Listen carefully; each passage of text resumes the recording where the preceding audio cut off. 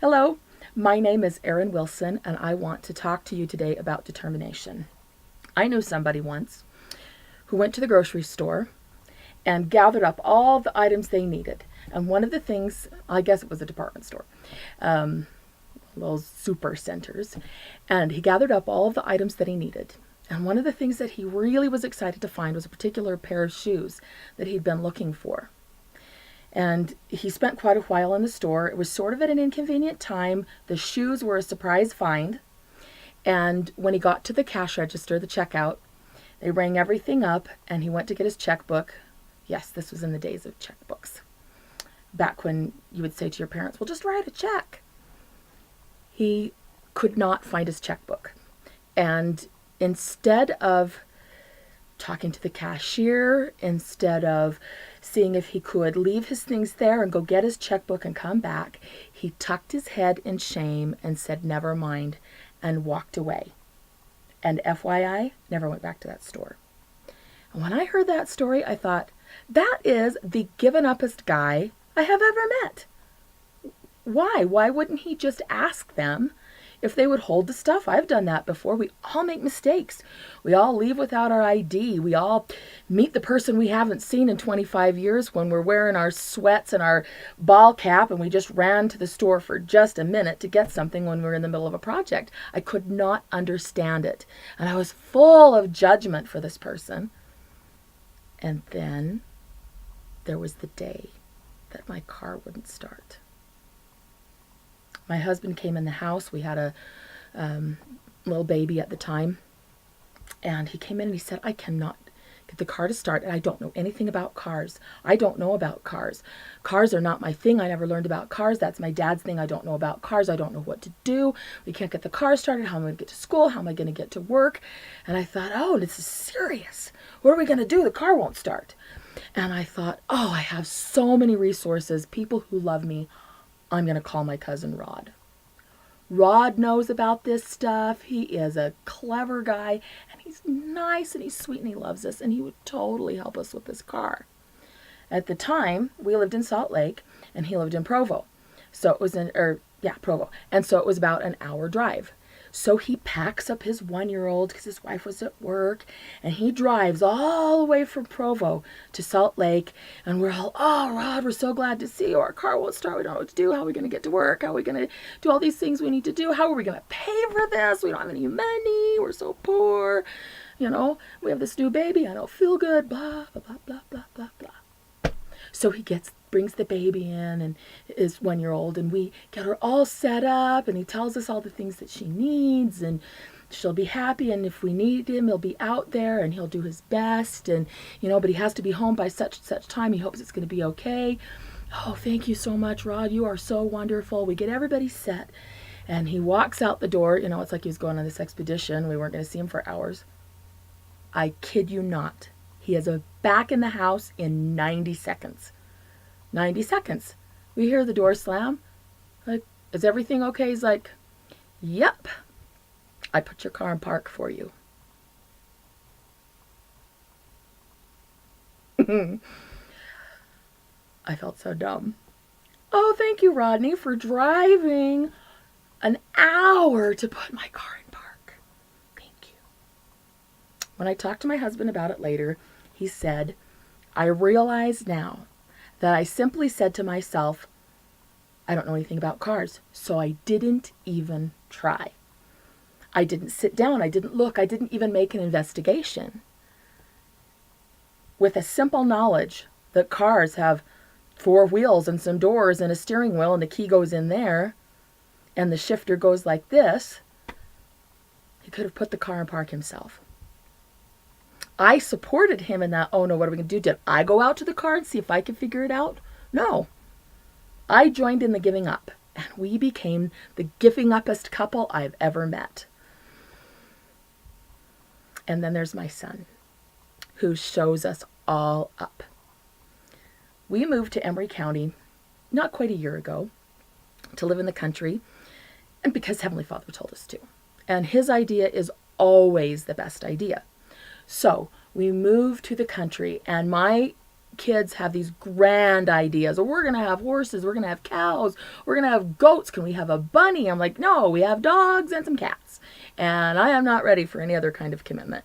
We were living in a fifth wheel, and that was it. That was all that I could handle. We lived in this huge mud patch, and my mother, in her kindness, purchased some gravel for us. That day, a kind friend brought his tractor over and said, use it however you need it to. Oh, my son, in an instant, he was a veteran. He got in the tractor with my husband, and they drove around. He got to pilot the tractor all around the yard, and I'm watching this thinking, I don't think a 7-year-old should be in charge of big machinery, but I'm not the boss. I always think I'm the boss. But I was not the boss. I was not in control of that tractor, and he was having so much fun. And they go slow, and I calmed down in short order. He made some mistakes, and he turned the wrong way, and he couldn't quite get I think it's called a bucket. He couldn't quite get the bucket down on the ground, but he tried again. And pretty soon, that little dude was scooping up and leveling the dirt. And I thought, Mama needs one of them. I need a tractor. Mama needs a pink tractor. The weeding just got really, really, really fast, and now I need one of those. And then, so he spent hours on the tractor. And then we decided that we needed to make a path from the house that we were fixing up to the trailer, the fifth wheel, where our living quarters were, because when it rains down here, it turns into this horrible mud. So we developed this path. We laid it all out. Were my teenagers anywhere to be found? Oh, no. But my 7-year-old boy was with me. And earlier in the day, he got to a certain point. Back up a little bit. He got to a certain point where he realized that they were done with the tractor work and he was going to need a shovel. And he was not satisfied with the little shovel that you hand a 7-year-old. That was not going to work for him, and that was not going to move the gravel, and that was not going to do the job. So he went and found a shovel that had broken. The handle had snapped off of the main part, the head of the shovel. So he took it to my husband several times and insisted that Dad fix the shovel. So they got out equipment that I can't identify, and they repaired this shovel, something involving a saw and some nails and some rigging, and before you knew it, my son had a shovel with a full-size regular shovel with a handle that was short, just the right size for a 7-year-old. And he had his equipment that he wanted, and he was in there with the gravel, and there came a point where my husband was doing something, I don't remember what, and it doesn't matter anyway. Well, I had this wheelbarrow full of rock, and I had to pour it in this certain path. And it was heavy. Gravel is heavy, and it wasn't a stellar wheelbarrow. So I was up there, and I'm trying, lifting the thing, and I can't shake it out, and I'm afraid I'm going to drop it. And my son says, "Just a minute, Mom. I have a system." One day, for one day, this boy is a country boy, for one day. Nary a sheep or a goat or a cow to be found, one day. And he said, "You just tip it a little bit, Mom." So I tipped it a little bit, and he got his shovel, and he started scooping that rock. And you have never seen anybody so serious in your whole life. 7 years old, been working all day, and he's shoveling that rock out. And I just thought he was so cute. And I said, "Thanks, little dude." And without missing a beat, without looking up, he just says really loud, "Farm boy gotta do what a farm boy does." And I thought, and that is what my mother meant when she said, "I will persist, I will succeed." It is so easy for us to decide that we can't do something or that we don't know about something. It's easy for us to assign to other people what they think about us.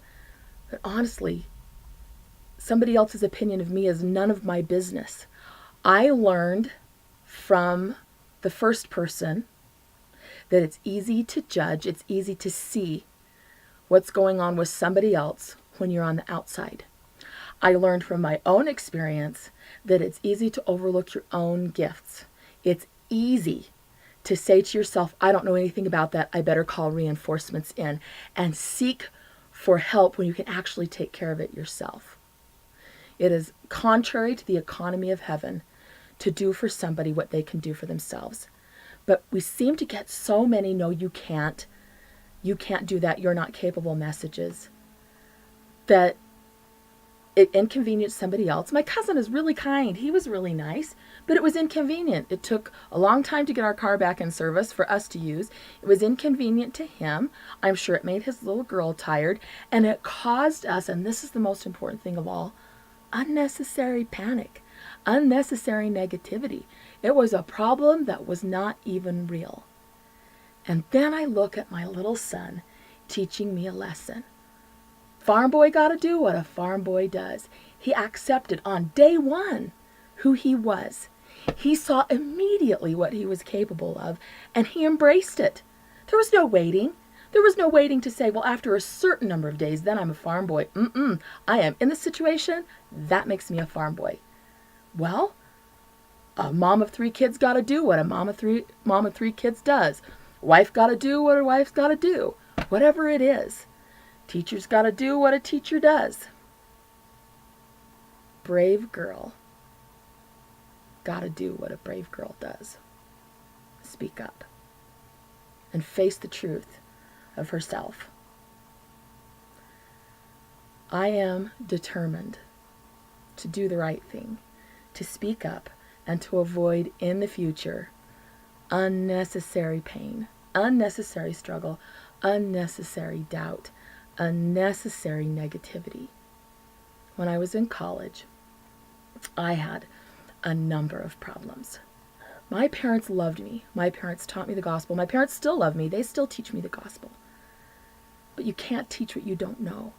And there was so much that they didn't know because their parents didn't have it to teach them. They did the best they could with what they had. But it was time. Truly, it takes a village to raise a child. It takes a village to raise a young adult. It takes a village to raise a 44-year-old mom. Let me be part of your village and pass on to you this gem. If you don't take away anything else, take away this. What my therapist and professor said to me that has stuck with me my whole life. My fears are like thundering elephants. Then when I take them out and look at them, I see they are only mice with megaphones. When you hear the thundering elephants, look and see. Is it a mouse with a really big megaphone? When you think, I can't, I don't know how, I don't do that, check and see. Do you just need to put the car in park? And when you find that's something that you really want, and you lack the resources at the moment to get it, do you hang your head and walk away? Or do you figure it out and come back for what's yours? Thank you so much. I hope this helps. And I hope that you will always remember that you are the determined one. Set aside the given-upest guy that ever there was. And instead, adopt my son's motto, a farm boy gotta do what a farm boy does. Thank you so much, and namaste.